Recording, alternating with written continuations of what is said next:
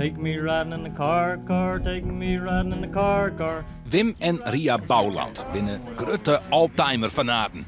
Ze hebben er dus wel 6 steen. Als wij een dag met de oldtimer rijden, is het gewoon een vakantiedag voor mij. Het is gewoon geweldig. Je komt op weggetjes en door dorpen en langs plekjes wat je gewoon niet weet.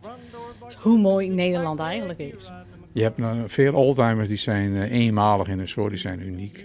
En daarmee te rijden geeft ook een stukje rust.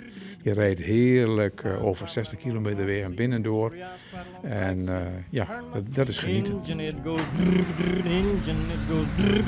Front seat, back seat, boys and girls, take you riding in the car.